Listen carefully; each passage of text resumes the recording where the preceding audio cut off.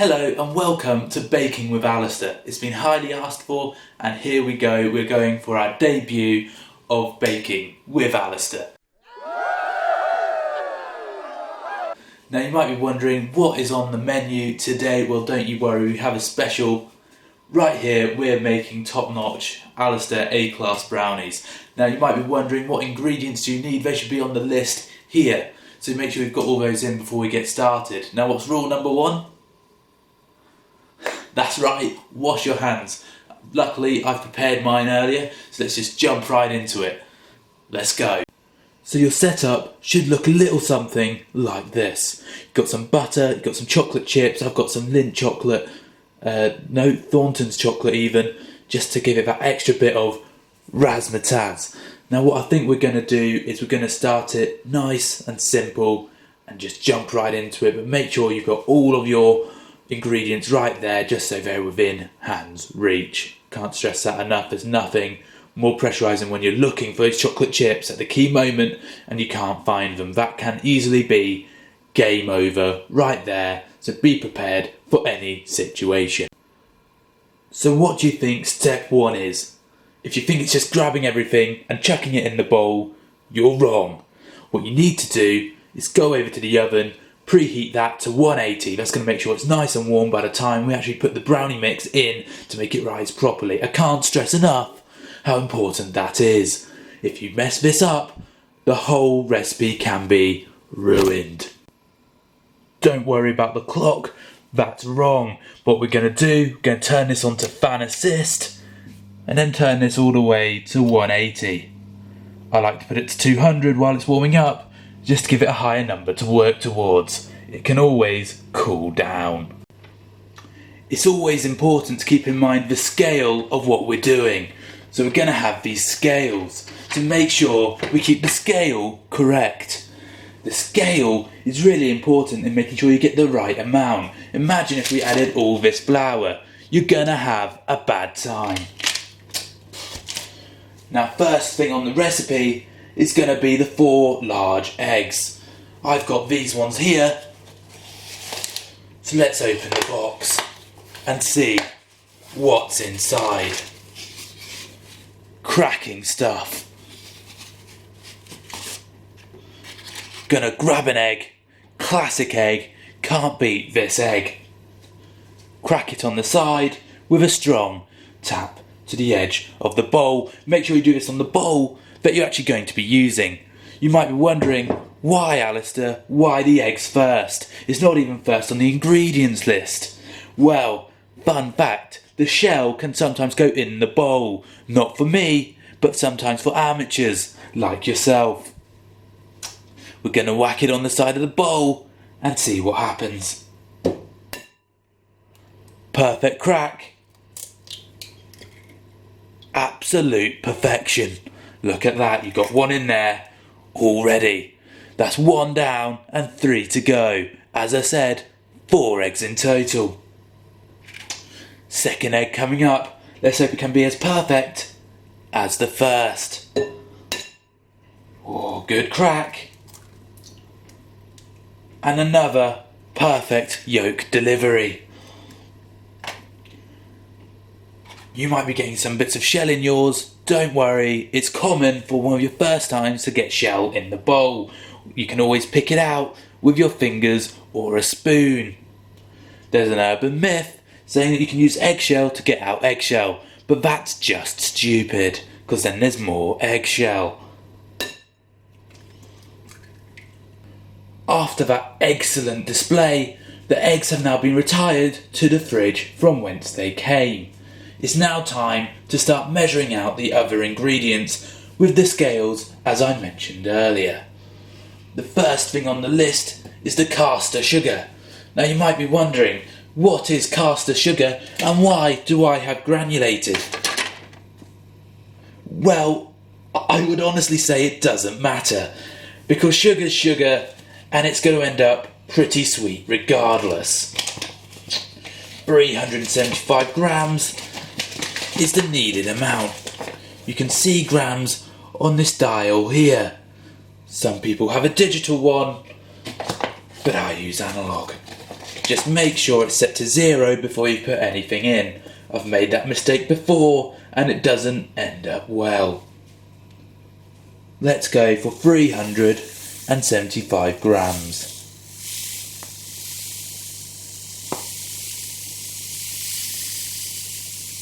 As the sugar pours in, remember, this will eventually go into the brownies. Don't pour too much at once or you're gonna have a bad time. Just hit 300. 350. And 375. Bang on. Don't worry if you go a little bit over. It's not the end of the world. Don't worry if you go a bit under, because it's also not the end of the world. What you're going to do is you're going to pour that on top of the eggs. Fantastic. You might be wondering, why did I start with the sugar? It's because it doesn't stick to the tub. The butter is going to get rather sticky and you're going to have a bad time. The next thing is cocoa powder, which I couldn't find any in the shops. So I've gone for Cadbury's drinking chocolate instead, which will do the same thing. You might be curious as to if this will have any effects on the long run result, to which I'm hoping not.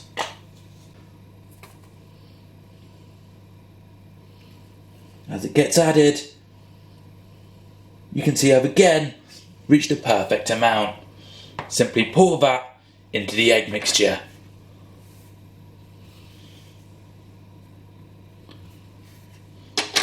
Pretty standard.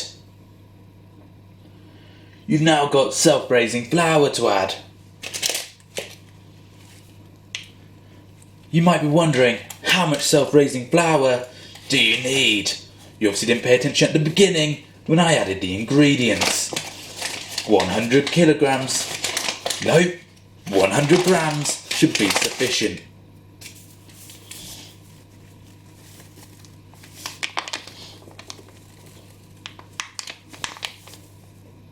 Just a little more. Tease it out. Bullseye. Tap the side to make sure all the flour goes in to the bowl. The last thing we need to add is the softened butter. It says you're going to need about 275 grams. Just like that. Shit. There we go. Perfect. Whack it in. Bang on. Now you might be wondering, is it concerning that it's in a big block? My answer is yes. So what we're going to do is put it in a bowl and put it in the microwave for a few seconds. So we've got the butter in a bowl. We're going to pop that in the microwave and we're going to give it a cheeky 20 seconds. That is fantastic and exactly what we need to add to our recipe. You might be concerned that it's a bit runny, but it's all going in the oven anyway, so it doesn't really matter. As with the other ingredients, just add that butter that you've just melted into the bowl with the rest. Look at that. The next thing on the ingredients list and the final part before we get to the fun mixing part is the chocolate chips, which has been recommended at 100 grams. Open the packet and pour in the bowl.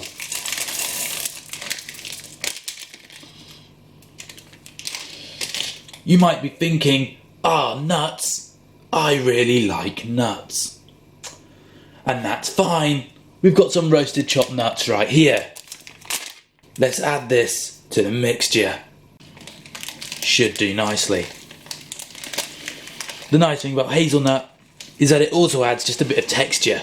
Now I know what you might be thinking, Alistair. What about the Thornton's chocolate? You've got it there, you've got it prepared. Why is it not going in the bowl Don't worry, it's not been forgotten.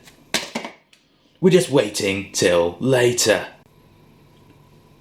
Nothing is more important than the mixing process, which is why it's important you've got the right tools. Now you know what I'm going to whack out? My trusty wooden spoon. It's never done me wrong, and people have been using it for generations. I also find this is a great way to put your heart and soul into the dish.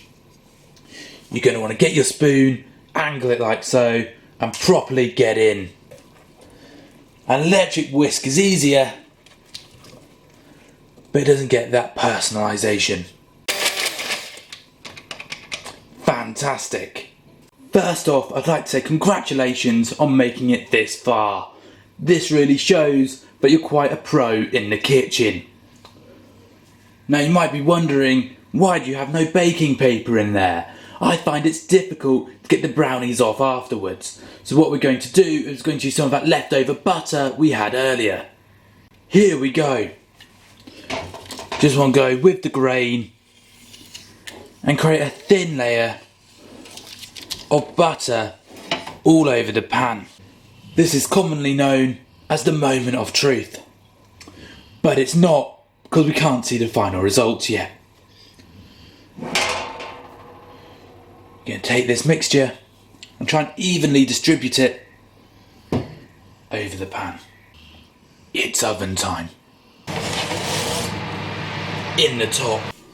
Well done for making it this far. It shows that you're a true champion and your brownies are going to come out A-OK.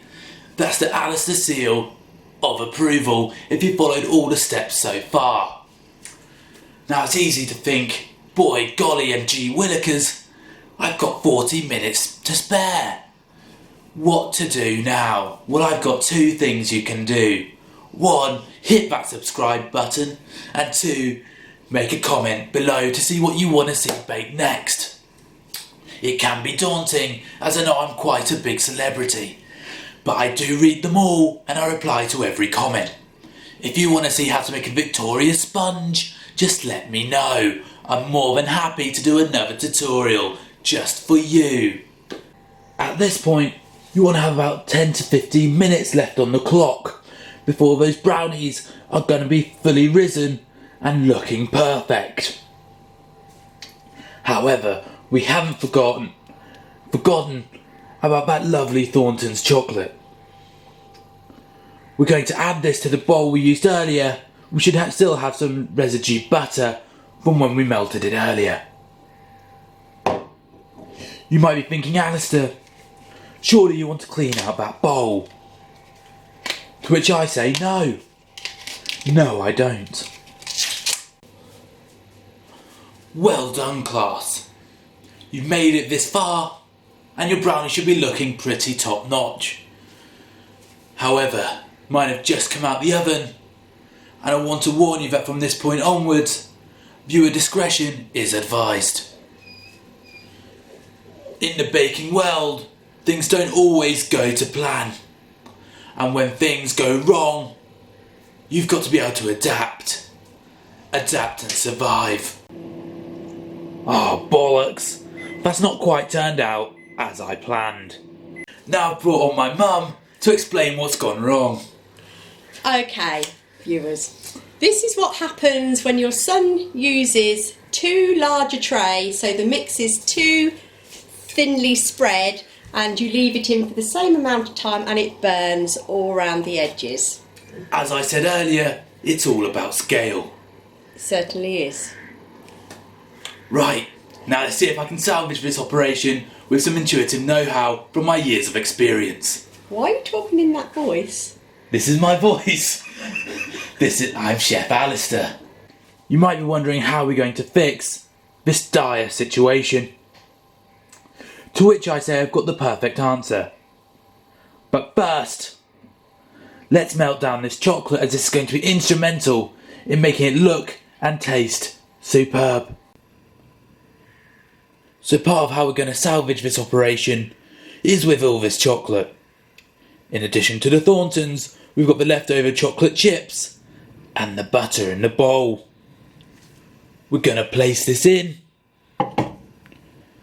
and maybe give it 40 seconds, stir, and then 40 seconds. So right now, the most important thing is to not lose faith. Your mixture in the microwave should now be melted and kept in there to stay warm. Now, as the expert told us, the issue was that the tray was too big. Hence why I brought this little, smaller square bowl out. What we're going to do is, using a trusty metal spoon, is dig out all the good bits from here, put it in there, and fit it to shape. This is the most elegant process, but it's the only way at this point we can save the dish, and therefore save the day. Here we go.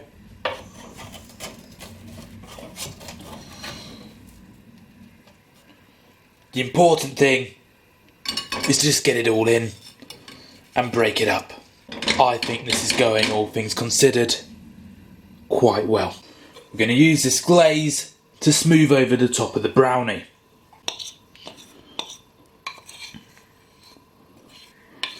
And instantly you can see how the imperfections across the surface are drowning away in a sea of chocolatey goodness. This should now go in the fridge, where it can then harden, and it will then be ready to serve. No one will ever know the dark secret that happened before. So here we are. Loads of hours put in, 12 hours in the fridge for it to harden, and everything's now pretty much top notch. You might have been a bit worried for a while, but I never was. That's because I'm a seasoned pro and I know what I'm doing. This is the final result. As you can see, half of it's already gone. Let's give it the final taste test. You can see that nice layer of smooth chocolate on the top. That's that Thornton's chocolate that we melted down. It's got this thick layer which really is quite gooey. You can see it pressing as I squeeze. So I really wanted that gooiness to come through, and I'm really pleased that it has. From bad times, we managed to pull it through. Now let's do the final taste test.